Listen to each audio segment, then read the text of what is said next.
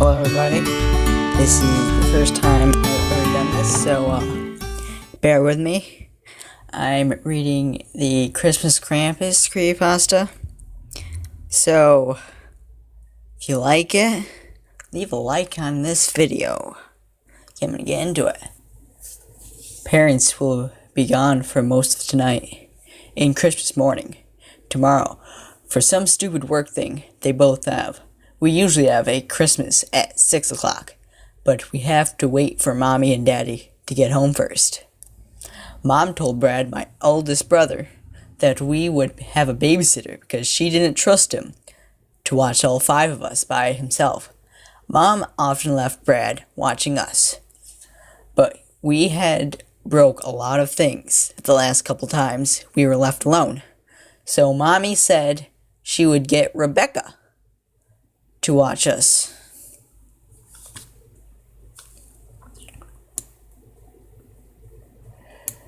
Rebecca came to the house at 5. She was very pretty, and Brad couldn't stop staring at her. Mommy and Daddy left a couple of minutes after Rebecca got there. This was the first time Rebecca had watched 6 kids at the same time before, and I don't think she knew what she was getting herself into.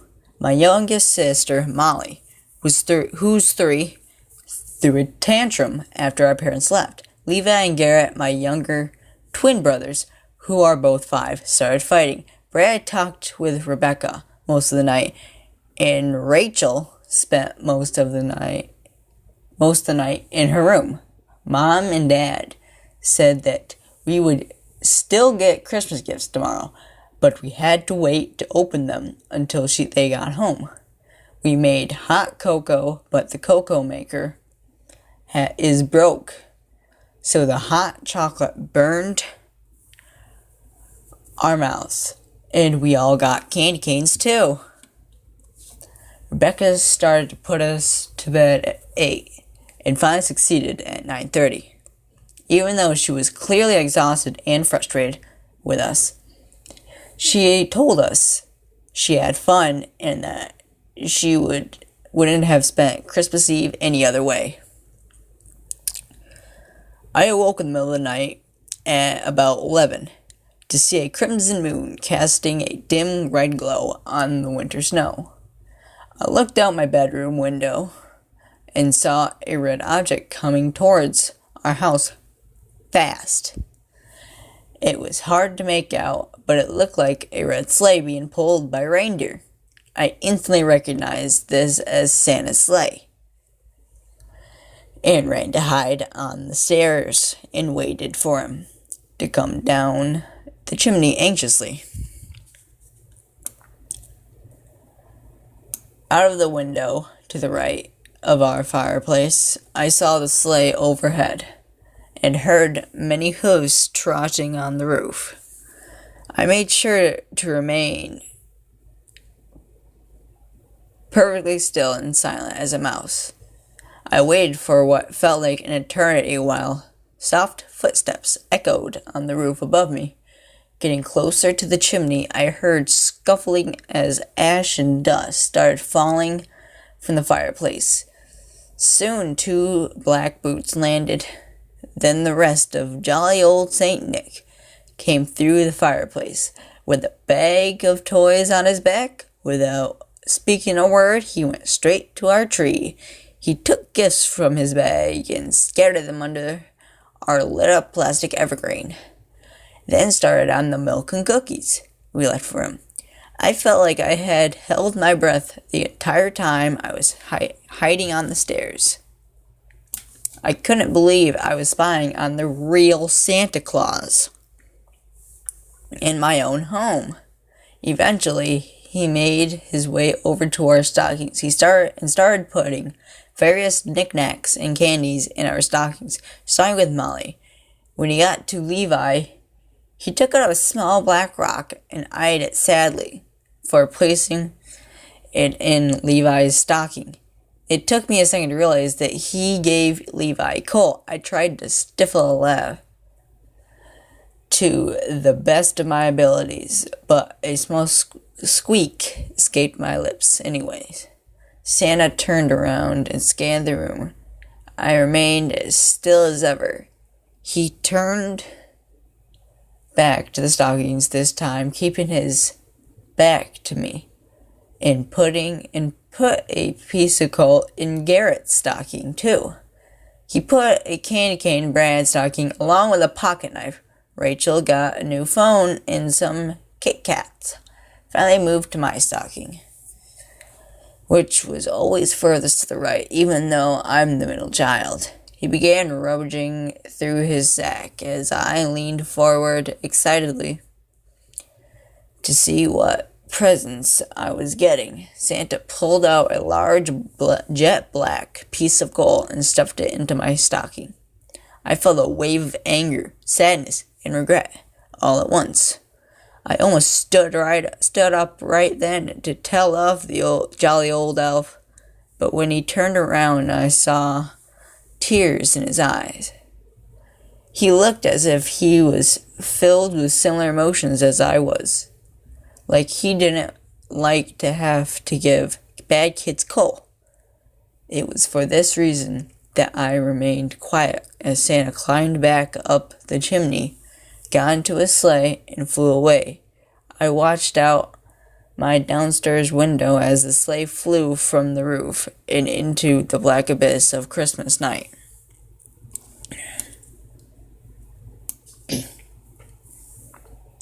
I sat there, still in place, for a very long time, pondering how I could be a better child next year when I spotted something out of the window again. It looked like the same figure I had seen before, but this time the sleigh looked as if it was black.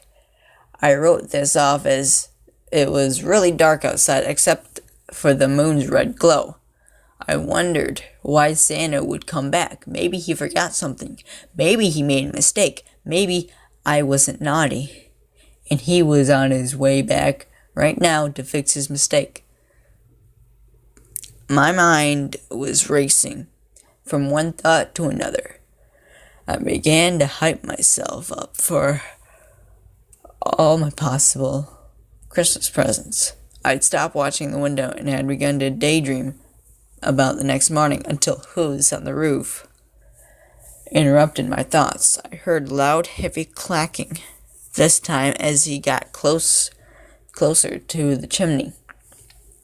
Ash began to fall down the chimney, creating an ashy cloud around the fireplace, as what I assumed to be Santa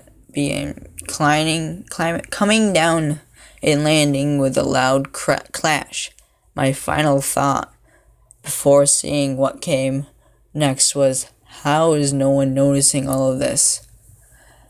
Through the cloud of thick black ash protrude two large horns with stripes of red and white like those of a candy cane. As the dust settled, the rest of the figure was revealed. His skin was a black, icy-looking blue, a pale, icy-looking blue. His beard was like Santa's, except it was black and came to a point. His nose was long, and his face looked grizzled, but more human than I thought. His horns looked like they touched the ceiling if he jumped. His body looked human in shape, but animal in appearance. His legs were twisted and ended in hooves like that of a cow/bull. He had a long tail. His torso was contorted, and everything but his face and palms was covered in fur. He had broken chains around his wrists, and that what looked like a heavy red Christmas ornament attached to his tail by another chain. His ears were pointed, and so were his yellow teeth. Despite his horrid, outlandish appearance, the most noticeable thing about the creature were its bells that it wore, and the basket on its back that had the limp arm of a child hanging from it. The stories were true. and so is Krampus.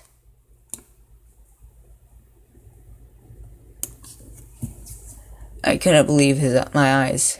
I had seen sleighs go by, magic reindeer fly overhead, and had even seen Santa Claus himself, but none of that could have prepared me for the beast that is Krampus. He moved around the room with such speed that I was caught off guard. This thing looked about 8 feet tall, without its horns, and with them, he towered over everything in our large home.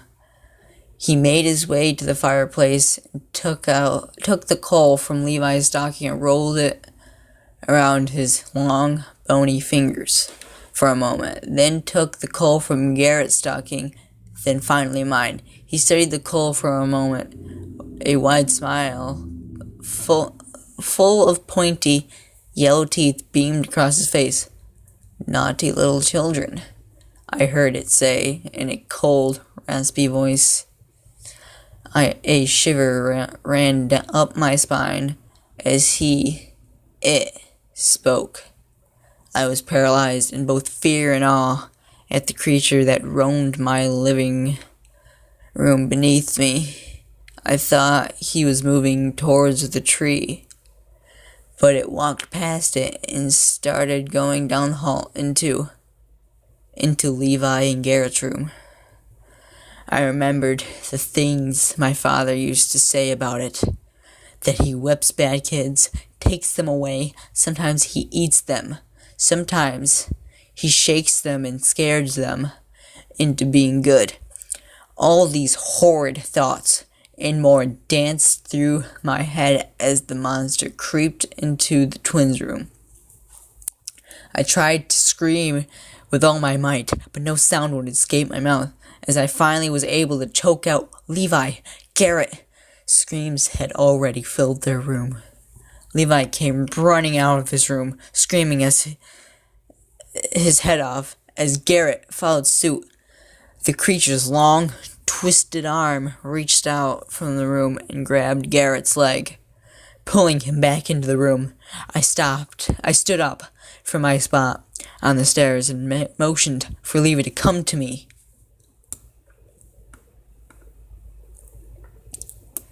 Garrett's scream fell silent.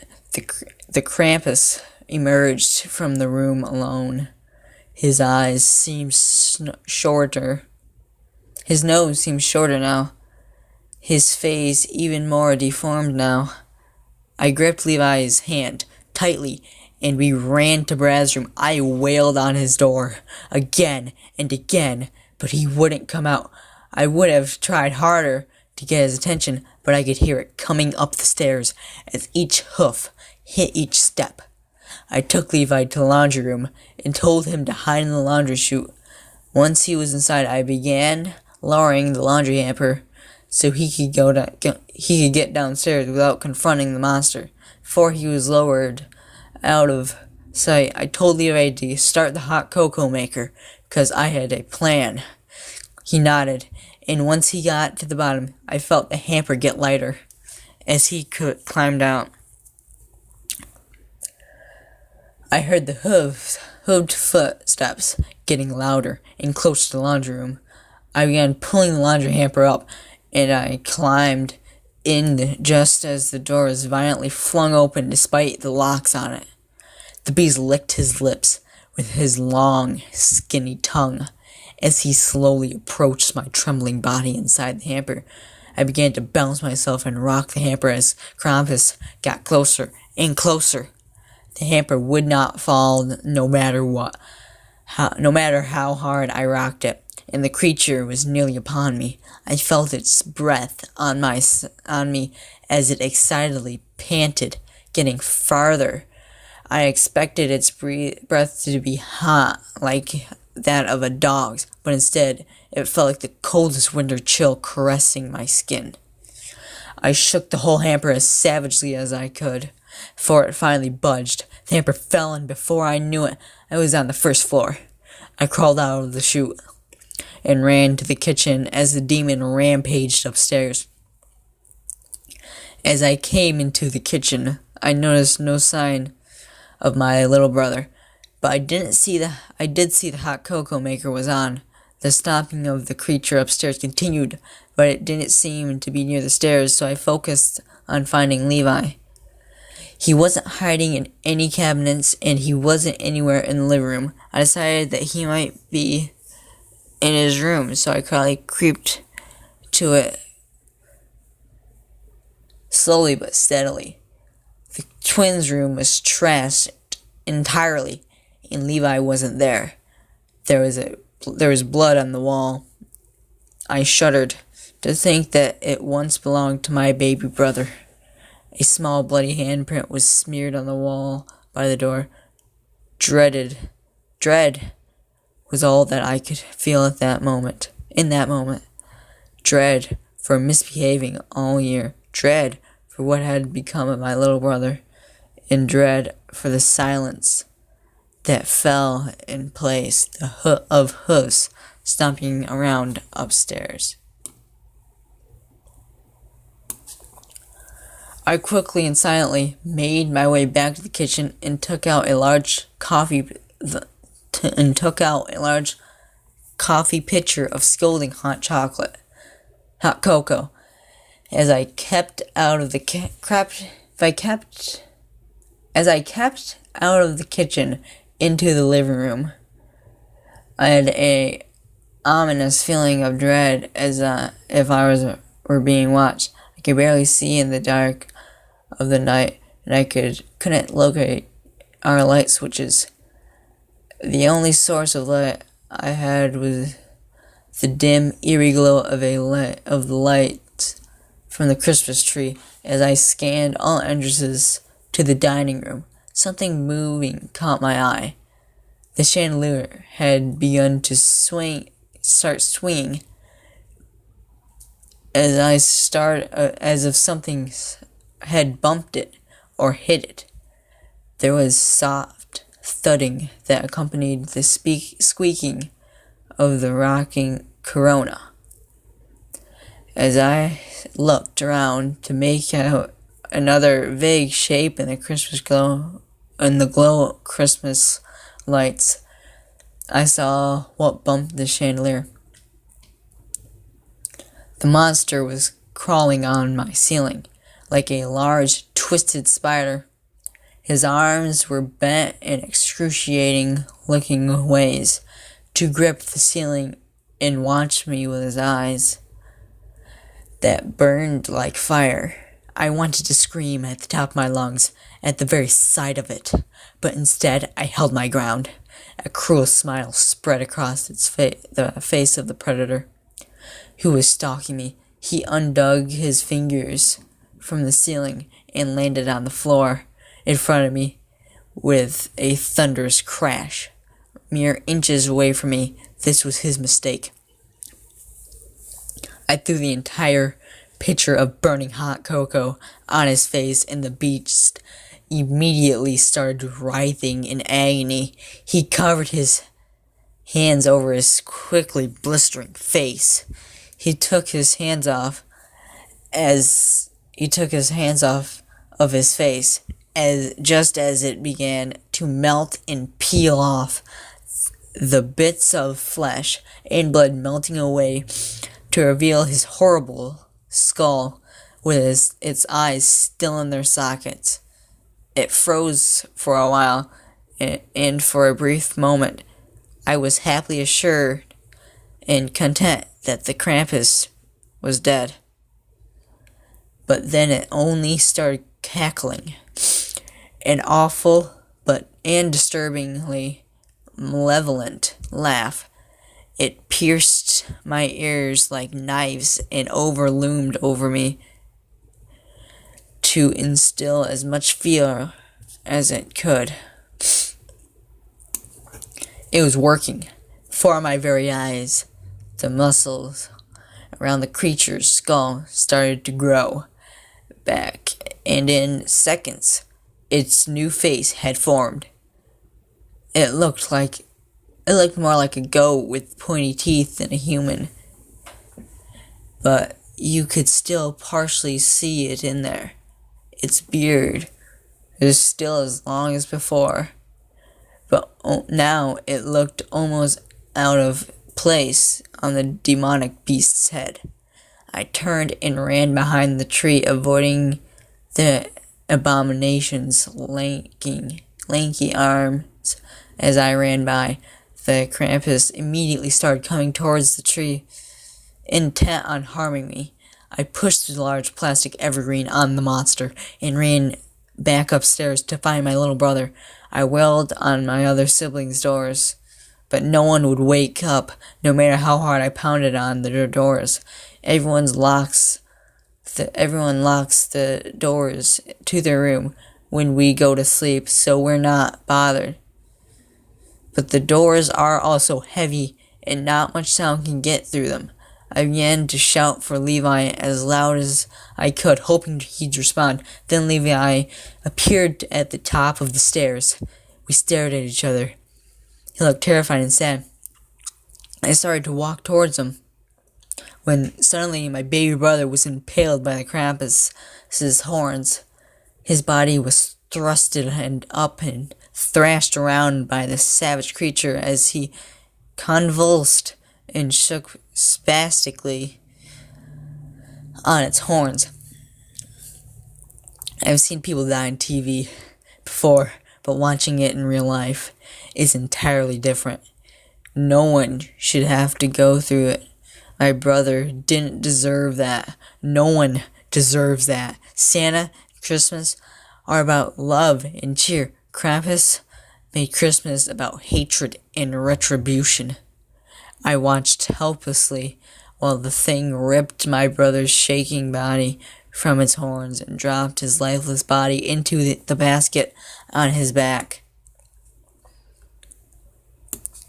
The demon began to strut towards me with malicious intentions, so I ducked into my mom and dad's empty room and opened the top drawer in my dad's dresser. I wasn't tall enough to see what I was reaching for, but when I felt it, I pulled out my dad's pistol. I opened the other dresser and had put 2 bullets in the pistol. By the time the creature burst open the door, I shot it twice and hit it both times, but it was unfazed by the bullets. The loud noise clearly hurt both our ears, and as the creature clawed at its ears while screaming in pain, I began to quickly crawl towards the window until something long, thin, tight, and slimy grabbed my right leg and began pulling me back. I looked behind me to my terror to see the Krampus was using its incredibly long tongue to pull me to its mouth, full of sharp, jagged teeth. I began to breathe in and out quicker and quicker, and began panicking as my right foot got close to its mouth. I lifted my left leg and kicked it in the face twice before its tongue finally loosened. Before I could breathe, Krampus picked me up and began shaking me wildly. I kicked him a second time, this time my right foot, and he flung me into the hallway where I began limping away. I had reached the end of the hallway when I heard a loud popping cracks sound. Moments before feeling a sharp sting all across my back. I looked back and saw that the holiday devil had whipped me with a whip like a lion tamer would use. I felt the warm ooze onto my back as new pain started setting in. I started to limp away to safety when I was picked up by the Krampus again, with his long, cold fingers wrapped around my back and stung my cut even worse. I looked at him. He looked at me right in the eye before lifting me behind him and dropping me into the birch basket on his back. On the outside of the basket, it looked like it could only fit a couple kids, but the inside was massive. I fell into a mountain of bodies. There were hundreds, or thousands of kids in that one basket, piled on each other, not all alive, where you couldn't see the other kids, which made up for the trembling ground. You saw only darkness. No sound could be heard from inside or outside, really. Either kids would scream, mutter, shout until their throats clearly hurt, but no sound came from their mouths. Every time I thought the situation could get any worse, it got way worse. I waited what felt like millennia to escape, as new kids would fall and join the confusion to show how much time passed. Eventually, the krampus reached into the basket and began to pull out another kid. His arm became larger than as he reached into the basket and stretched out to a panicked girl. I grabbed onto her leg and let myself be carried to salvation. When we were pulled from the basket, I let go of the kid and fell behind Krampus. He didn't notice I escaped. He was too focused on the girl. He looked at the small girl for a second before biting into her flesh with his large, sharp teeth.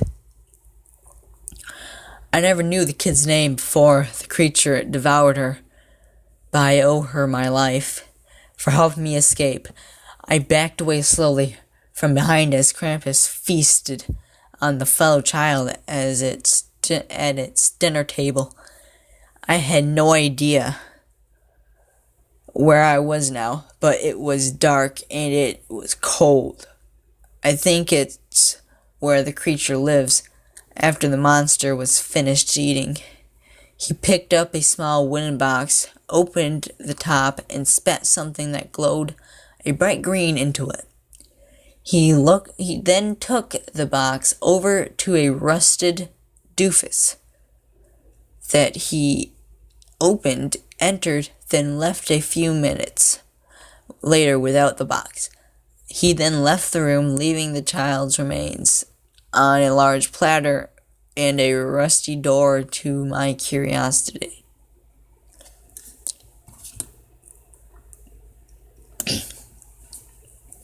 I opened the door to see dozens of more wooden boxes. I also saw many creepy-looking porcelain dolls and other creepy toys. The door behind me closed, and I was immersed in total darkness. I got out my phone and used it to barely light my way. I walked past a jack in the box with a scary face. I walked past a baby doll that looked withered and old. I found a sack doll that looked like a creepy rotting skeleton too. I thought it was like Santa's rejected toy shop when I found the words Misfits smeared in red paint next to a clown with a skull for a head, blue eyes in its sockets, and big fleshy hands. I was terrified someone else was caught in that room before. When I got closer to the clown, it jumped towards me and yelled, "Wanna play?" I got really scared and jumped back as the clown let out a scary laugh. I heard scurrying and tiny footsteps of other toys from all around. I started watching the dolls and gingerbread man turning their heads as I ran along the walls trying to relocate the door. I found another message on the wall. "Why can't we die?" was scratched into the wall by something. I wanted nothing more for this night to end. When I located the door, I bolted for it. As soon as I saw it, I was tripped by a toy soldier with realistic burns on half of its face. I kicked the tiny hunk of plastic away and moved close to the door when a deformed baby doll appeared peered from the darkness and sank its teeth into my leg. I felt a surge of pain that fell to the ground. I furiously punched the doll's head repeatedly until it unlocked its tiny teeth from my flesh. The porcelain atrocity scurried off as other terrible toys danced around me in the darkness. More and more of them kept bopping up and coming out of the boxes, like the one Krampus spat the glowing thing into. The toys began muttering words, but I couldn't make out what they were saying. The muttering got louder and louder until I understood some of their words. Feel our pain. He killed us, but not entirely. He gobbled me up and spat my soul into a puppet. Kill us. Let us die. The things they said were terribly dreadful, to say the least. I got up and started to make my way to the door as the dolls chanted more obscene things to me. We're gonna eat you alive like he ate us. I'm gonna rip out your eyes. Although they continued to chant, none of them came towards me. Again, as I moved around the darkness, I saw a small toy skeleton in Santa's clothes with a beard moved by. A puppet with many nails sticking out of its wooden head was strung up to the ceiling, moving and wrestling with its strings. I spotted a stool that was pulled up to the workbench with tools and a teddy bear on it. Teddy bear had a real bear claws sticking from his paws and real human teeth in its mouth. I reasoned that this was Krampus's demented toy shop and decided to leave before it was too late. Walked past the bench to the door, started pulling on the rusty metal handle. The door was extremely heavy, but slowly budged and started opening as I pulled back with my might. With all my might, light began to bathe the room, and the misfit toys dashed to the shadows to avoid the light. I ran from the dark room, closed the door behind me, and leaned on it for a while to catch my bearings. I looked around at the only other room in the place that was familiar to me. I went by the long table the monster ate the nameless girl at, trying not to think about it, trying to think of something, anything, to distract me from the horrors I have bared witness to on the most unsuspecting and happiest time of the year.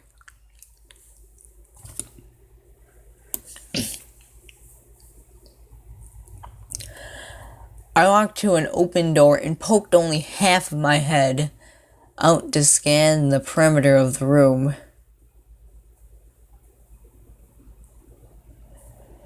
It led to a large room that had various whips, saws, and various other torture devices kept in and kept to the wall.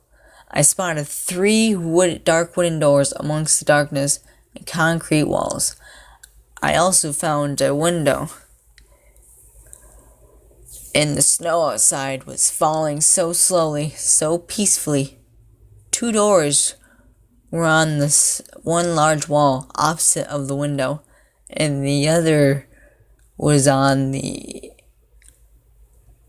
wall to the right of the window.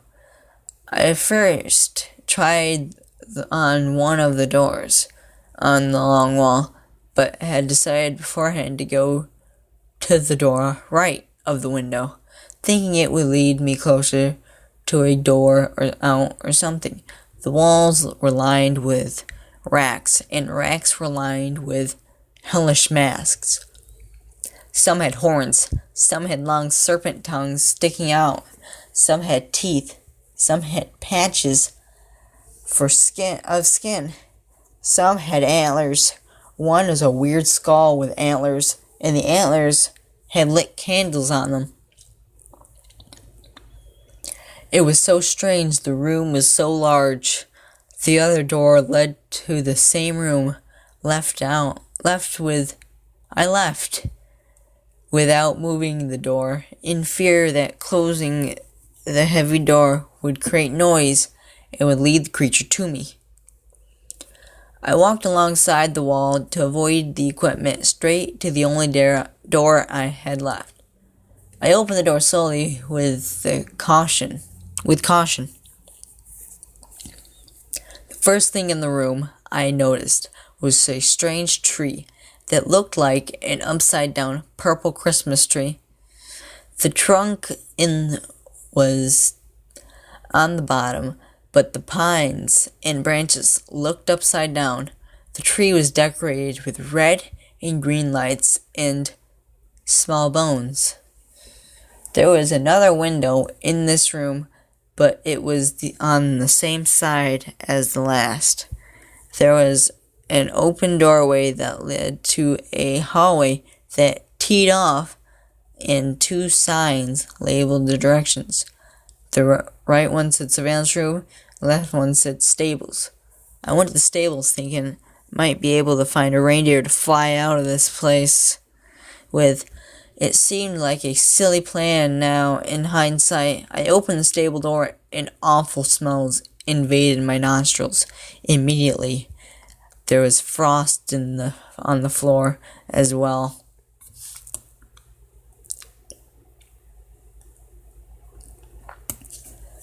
There were 8 stables lined up along the wall to the right, each with demonic reindeer heads sticking out. Below each head was the doors to each stall, each with pendants of names on them. I read them out loud as I started down the row. Each reindeer was grotesque in their own right. 1 or 2 had exposed skulls, with each head a jagged teeth. Some had manes, and others had dry blood on the fur. 7 of them, their eyes glowed red. Slasher, I said as I passed the first one. Wrathful, Gorgon, Putrid, Cyclops. Cyclops was missing one fury eye. Rabies, Goner. The last monstrous reindeer looked like a hellish Rudolph, the red-nosed reindeer. His head held flames that danced from its gnarled snout to the back of its mane. Between its sharpened, bloody antlers, fiercely flickered bolts of electricity. Blitzkrieg. I decided riding one was out of the question and began searching for an exit. I realized the only door to the room was the one I came from. I looked all over the room for some other way and saw the reason for the cold. The top crease and upper part of the wall was missing and led outside. It was far too high to reach. I left the stable room.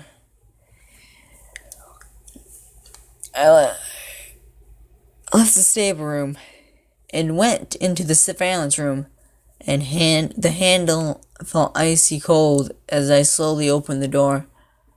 The room, like all the rest, was large. One wall was covered with monitors. The bottom middle monitor stuck out more than the rest and had a keyboard below it. The chair was also pulled up to it. Each screen had various kids on it, some in dreadful conditions, others minding their own business. No sound came from the monitors, but I started to notice I was hearing a ticking sound, a clock above the door. I came in read 5:45 Christmas Day. Didn't start at my house until Christmas Day didn't start at my house until 6 o'clock. The wall opposite of the monitors had many names scratched into it. I wondered if the dead girl's name was scratched into the wall. The other red exit was to the right of the monitors, but the computer said search name.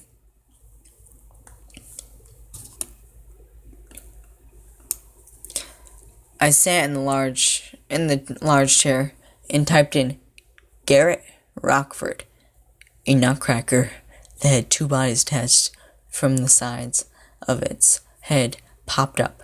Each body seemed to be trying to yank away from each other. Its face looked like it was in pain, and it had the same color eyes as Levi and Garrett. I looked up Levi Rockford, and the same thing popped up. I sat frozen in awe for a moment. Tears filled my eyes and ran down my cheeks. The ticking of the clock seemed to turn into clopping as I sobbed. I was crying more than I ever cried, for I cried so hard I began hearing a ringing. Then the chair I was in was spun around, and I was face to face with Krampus. He looked menacing and insidiously sinister. His horns were partly covered in blood. His long fingers looked sharp, and his eyes burned like never before. He waved his long, sharp, bony finger at me and tisked. "Naughty, naughty," he said cruelly and mockingly. He licked my face with his incredibly long tongue, then began to wrap it around my throat. He started constricting his tongue and choked me. I was gurgling and coughing and struggling did close to nothing. I started feeling weaker and weaker as my head heated up. My lungs screamed for air. My vision even started to become blurred. Then I knew if I didn't do something quickly, I was going to die. I punched him in the face with all my might and knocked him back for only a brief moment. As his tongue recoiled into his mouth, I utilized my time and ran towards the exit. I felt the ground shake directly behind me as heavy hoofs shook the floor violently in their wake. I felt the creature's cool breath on the back of my neck. I pushed the door open and ran into the freezing cold. As my pursuer followed suit, I ran until I was knee-deep in snow, until a lanky hand gripped me and started dragging me back. The dark sky slowly lit with the sun. As the sun started to emerge from the bottom of the horizon, Krampus stopped dragging me. He dropped me and stared briefly at the sun. "I'll come for you. I'll come get you again," he said as he dropped my leg and retreated to his lair. As I lay in the snow, a silhouetted figure came from a distance. I closed my eyes for what felt like seconds, but when I opened my eyes, the sun was higher in the sky, the figure was closer. I could make out that he was wearing red. Then I passed out again. I opened my eyes to see an outstretched hand with a black mitten on it. It belonged to a fat, bearded man with a silly hat. "Santa?" I inquired. "Shh, child," he said in a soft, soothing voice. "I'll take you home." The next thing I remember was waking up in my bed at home. Levi and Garrett were kidnapped in the middle of the night. I found out from Rebecca Brad, and Molly, who already told their parents and the cops. I tried to tell them what really happened, but no one believed me. They only got mad when I tried to explain it to them. So I gave up on trying to tell them. That's how I spent my Christmas.